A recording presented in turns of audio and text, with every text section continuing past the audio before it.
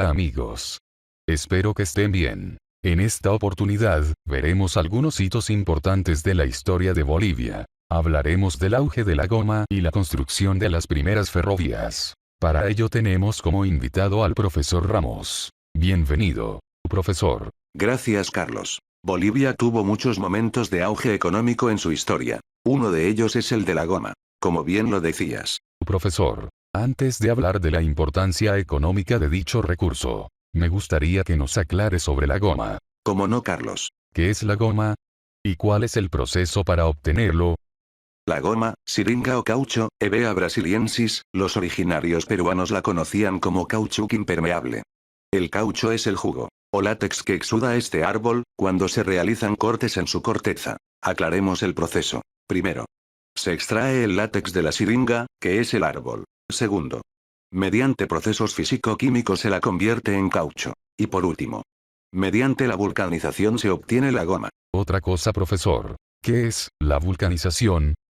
La vulcanización es un proceso en el que el caucho crudo es calentado en presencia de azufre, haciéndolo más duro y resistente a los cambios de temperatura. El descubrimiento de la vulcanización del caucho se atribuye al norteamericano Charles Goodyear. Por accidente, volcó un recipiente con azufre y caucho encima de una estufa, endureciéndose la mezcla y volviéndose impermeable. Era el año de 1839. Denominó al fenómeno vulcanización en honor al dios Vulcano, deidad romana de los metales, el fuego y las fraguas. Pasemos a otro tema. De corte social pero no ajeno al asunto de la goma. ¿Qué es el de los siringueros? Pues hagámonos una pregunta. ¿Quiénes serán los siringueros? Los siringueros son las personas que se dedican a la recolección de la materia prima. Se adentran en el monte para buscar los árboles especiales, cortan un poco su corteza, colocan una tichela debajo y así obtener el látex. Interesante, profesor. ¿Y cómo era la vida de los siringueros? La vida de los siringueros. Los artículos de primera necesidad para los siringueros consistían en un machete, rifle con balas, latas para almacenar látex, balde, conservas, sal, azúcar y tabaco, con los que ingresaban a una zona específica de la selva señalada por la empresa de caucho. La primera tarea era construir una choza de descanso. Los pilares eran de tallos de palmera, el techo era cubierto por sus hojas y las paredes eran cubiertas con chuchío, parecida a la caña. Su cama era de madera y tenían un horno de barro. El trabajo de recolección consistía en dejar cortes pequeños en el árbol de caucho y colocar la lata atada debajo por cierto tiempo. El látex recolectado era vertido sobre un leño, el cual se solidificaba al contacto con el humo del horno para crear una esfera de un tamaño determinado y ser entregado a la compañía. Cada semana o cada 10 días llegaba el recolector, quien recogía las esferas de caucho y al mismo tiempo vendía víveres y cigarros a los siringueros. Los siringueros descansaban durante la época de lluvia en pueblos cercanos, debido a que el látex no servía para producir el caucho si éste se mojaba. Para terminar esta parte de la historia, profesor Ramos, ¿qué nos puede decir de Nicolás Suárez? Nicolás Suárez Callao. Nació en Santa Cruz, Portachuelo, 10 de septiembre de 1851 y falleció en Cachuela Esperanza, 1940, fue un explorador y empresario boliviano, fundador de la población de Cachuela Esperanza en el departamento del Beni y magnate de la goma de Bolivia durante el auge, llegando a cubrir el 60% de la demanda mundial de caucho. Una curiosidad, Carlos. Narra la historia. La fiebre del caucho constituyó una parte importante de la historia económica y social de países con territorios amazónicos como son Brasil, Perú, Ecuador, Colombia y Bolivia, logrando el crecimiento de ciudades como Iquitos, Perú, Belém y Manaus, Brasil. Entre 1890 y 1920, Manaus fue considerada la ciudad más próspera del mundo, gracias al caucho.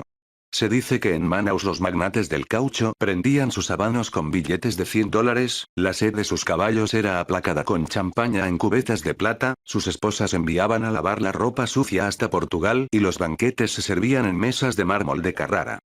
Muchas gracias, profesor. Hasta la próxima. ¿Cómo estás, Carlos? Ya retornamos. Esta es esa deseada próxima charla sobre la historia de Bolivia. Así es, profesor Ramos. Tenemos un tema pendiente. Sobre los ferrocarriles de Bolivia. Me gustaría ser, en esta oportunidad, quien pregunta. ¿Qué dices, Carlos? De acuerdo. Adelante, profesor Ramos. ¿Cuál es la importancia de los ferrocarriles en Bolivia?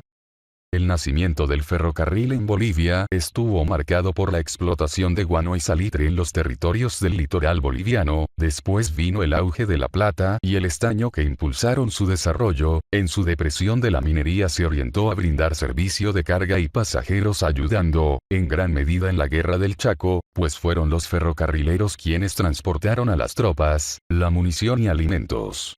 Su caída se produjo con la nacionalización, que creó una burocracia sindical que mató las ganancias y fue aniquilada por el neoliberalismo. La historia de los ferrocarriles en Bolivia está marcada por 3 periodos históricos que van de 1870 a 1899 pre-post-invasión y arrebatamiento por parte de Chile de las costas del litoral boliviano, de 1900 a 1929 vinculada a la exportación de minerales sobre todo plata y estaño, y de 1930 a 1963, que marca 3 momentos históricos: primero la Guerra del Chaco, la Revolución del 9 de abril de 1952 y el inicio de los periodos militares dictatoriales, y este ciclo cierra con la privatización, capitalización, de los ferrocarriles en 1997. La primera, entre 1870 y 1900, es quizá la más importante, que coincide con el incremento de la minería de la plata, donde las empresas mineras emprenden por cuenta propia la construcción de pequeñas vías para carretas y plantean la construcción de ferrocarriles, siendo el artífice de su consolidación el presidente Aniceto Arce.